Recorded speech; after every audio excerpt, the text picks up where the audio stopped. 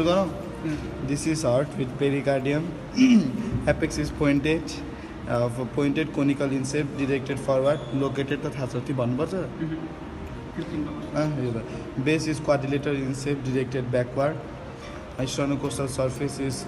convexity, directed upward, forward.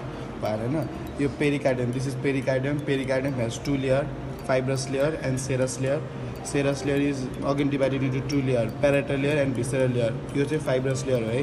अनि serous layer चाहिँ parietal र visceral. यो चाहिँ parietal layer भयो, यो चाहिँ visceral layer भयो. बुझ्नौ यो पुरै त serous layer भइहाल्यो होइन fibrous layer यो हैन यो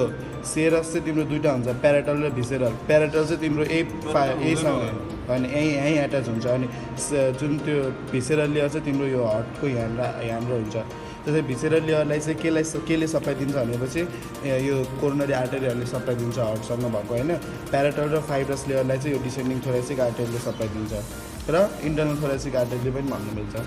इन्टरनल थोरेसिक आर्टरी अनि भेनस ड्रेन चाहिँ इन्टरनल थोरेसिक आर्टरी तिम्रो केमा ड्रेन गर्छ एजगस भेनमा ड्रेन गर्छ आइहाल्यो आर्टरी चाहिँ भेनमा ड्रेन गर्छ इन्टरनल थोरेसिक आर्टरी कहाँ ड्रेन गर्छ इन्टरनल थोरेसिक आर्टरी एजगस भेनमा केमा ड्रेन गर्छ आर्टरी भेनमा गरेर ड्रेन ए भन्नाले भेनस ड्रेनेज चाहिँ त्यसको यो त्यो एजागस भेन हो भन्नु चाहिँ कि पेरिकार्डियम छ अब पेरिकार्डियममा चाहिँ हाम्रो दुईवटा साइनस हुन्छ एउटा ट्रान्सफर साइनस र अब्लिक साइनस होइन अनि ट्रान्सफर साइनस यो तिम्रो आर्टरहरू होइन ग्रेट भएछ त यो तिम्रो चिनिहाल्यो पल्मोनरी ट्रङ्क यो के हो आर्च अफ एओर्टा यो के हो BCS ब्राकोसेफेलिक ट्रङ्क लेफ्ट कमन क्यारोटिड र लेफ्ट सब क्लेभेन आर्टरी होइन अनि यो के भयो डिसेन्डिङ थोरेसिक एओर्टा भयो एब्डोमेन गरे एब्डोमेन राइट चाहिँ कहाँ छ राइट चाहिँ के राइट राइट सब क्लेभेन त तिम्रो यही ब्राकोसेफेलिक ट्रङ्क माथि गएर राइट सब क्लेभेन र फेरि उता गएर डिभाइड हुन्छ नि त त्यो माथि गएर अनि युनियन भएर त त्यो बन्यो नि ब्राकोसेफेलिक ट्रङ्क पल्मोनरी भेन भयो एन्टेरियर इन्टरसेप्टर र पोस्टेरियर इन्टरसेप्टरको चाहिँ ग्रुपको चाहिँ कन्टेन्ट छ त्यो होइन अब त्यसपछि तिम्रो बाँकी छ कोरोनरी सल्कस चाहिँ तिम्रो यो कहाँबाट देखाएको हुन्छ बसको नाम भनेपछि तिम्रो यो पल्मोनरी ट्रङ्क छ नि पल्मोनरी ट्रङ्क र राइट अरिकलबाट यसरी लाने है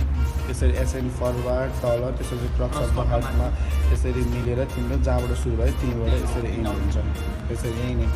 यो चाहिँ कोरोनरी सल्कस स्टार्टेड तिम्रो राइटबाट लाने भनेपछि कुन हो राइट यतैबाट राइटबाट लाने जहिले पनि राइटबाट लाने तल गएर यसरी गरेर यहीँ नै सकाउने के coronary sulcus trace the coronary sulcus भने यो हुन्छ कोरोनरी साइनस यतातिर हुन्छ पोस्टेरियरमा यसरी कोरोनरी साइनस यसरी अरू के देखाउँछ यो सुपेरियर भेना काभा यो भयो अनि हेर के पढ्नुपर्छ बोर्डरहरू केले फर्म गरे हुन्छ कहाँदेखि कहाँसम्म एक्सटेन्ड गरे हुन्छ राइट बोर्डर के सुपेरियर टु इन्फेरियर भेना काभा अनि यो के हो यो इन्फेरियर बोर्डर कहाँदेखि